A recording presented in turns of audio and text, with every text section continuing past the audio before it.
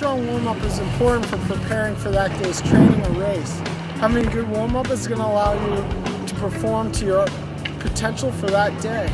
It's also going to help you feel more agile in the turn, more awake, and you're going to have a better sense of your body movements and mechanics going in and out of turns.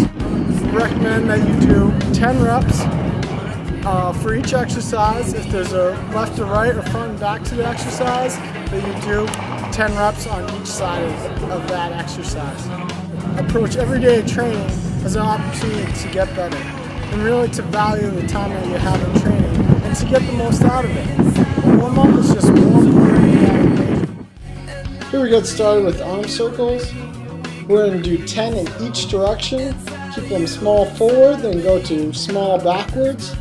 Now we're going to move into large arm circles or full arm circles, forward, nice and big, and then into backwards arm circles. Make sure you're really pushing the range of motion, feeling a nice stretch throughout your whole shoulder region. Now we're going to move into spine lateral flexion. The trick here is to keep your hips in the same spot, so you just move your spine laterally. Putting the hands behind your head is going to help isolate just your spine in this movement. Maybe I have crossed your path, sweep you off your feet. Or maybe I'm the reason why you cry at night before you sleep. Next we're going to move into spine rotation. Grab your poles in both hands and then rotate side to side, trying to plant your poles as far around to the other side as you can. Here, start with just your spine and then you can add full body movements into it with each twist. But again, start small and then really go into a full body movement pattern. The next exercise is called Good Mornings. Here you want to put your hands on your hips, drop your chest down towards the ground until your spine is level with the ground. The trick here is to move your hips forward and back. You can see this well in the video. This is going to really give a nice warm up to your lower posterior chain. And again, about 10 reps is pretty good for this exercise. But you just never know. This could be the one. I do believe that you would be. Now we're going to move into body circles. Here you want to start with the hands above your head and then bring them all the way down to one side and all the way back up to the other.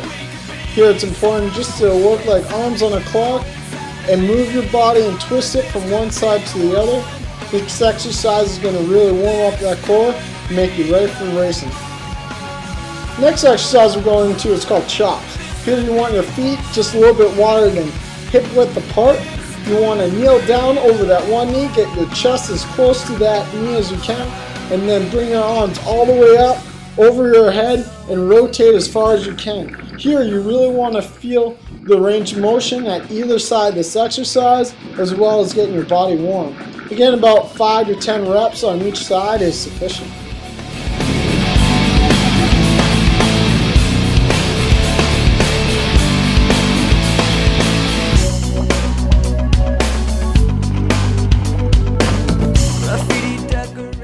Next we're going to go into a classic leg swing. Here, plant your poles to give you some fore and aft stability. Now the trick here is when you're swinging back and forth, you want to keep your toes down and toes up.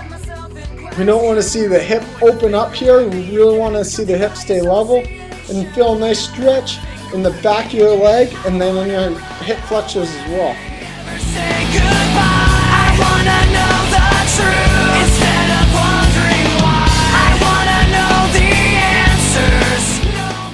Next exercise we're going to are called lateral leg swings. Here you want to keep your toes in front of you, not open the toe up to the sky at all.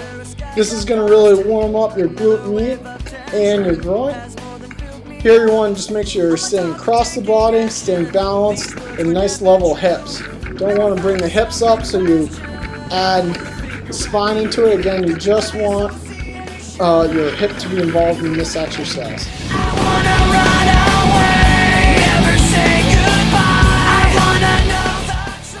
The last exercise in the trio of leg swing exercises are figure eights. These are a little bit more challenging, but I believe the most fun. Here you want to start with your feet together, bring your foot up across the body, and then once it reaches almost the top, you swing it out laterally to the side and then back down to the other foot. And then you bring the foot across the back of your body. Once it gets high, bring it out laterally and then bring it back to that foot again. As with the other ones, you really want to keep your hips nice and level. Now we're going to go into the ski racing stretch. Here, put your pole straps on. What you're going to do is put the poles out laterally to one side and then drop the hip to the inside, keeping the outside leg nice and long. You want to make nice strong angles like you would in a slalom or GS turn and move back and forth dynamically. Each time you go down, try to go a little farther and keep the pressure really strong on the ball of the outside foot and the pinky toe of the inside foot. And when you're going down, just make sure that your head is up, your shoulders are level, and you feel a nice pinch in that core.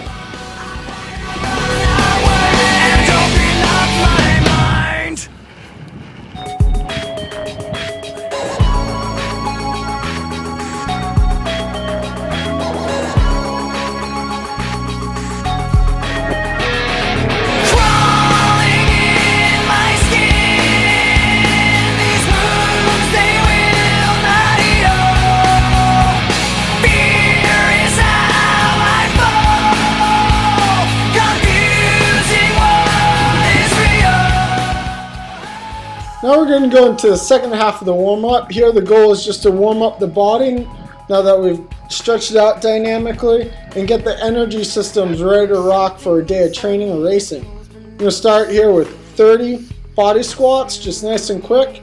Arms forward on the way down, arms back on the way up. You also want to keep the weight on the heel and outside your foot and try to get your femur to parallel with the ground if you can. In ski boots it's a little tougher because you don't have quite the ankle flexion as you do in regular sneakers.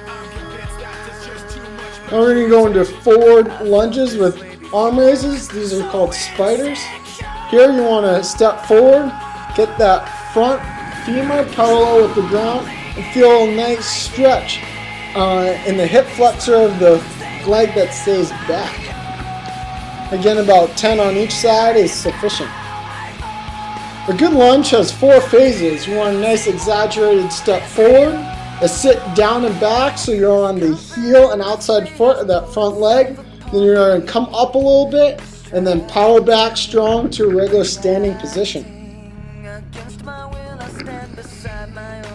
Another option to the forward lunge is also a forward lunge with the twist. Here you want to make sure you twist over the front knee, keeping that upper body nice and straight.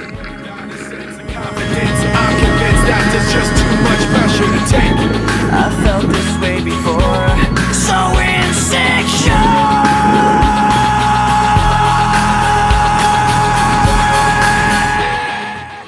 The third exercise in the second half of the warm-up are knee raises. Here the tempo wants to reflect your energy system, so you want a nice quick tempo, but not too fast so you don't gas yourself and make your legs heavy. You just want it nice and quick to elevate your breathing and warm up your body.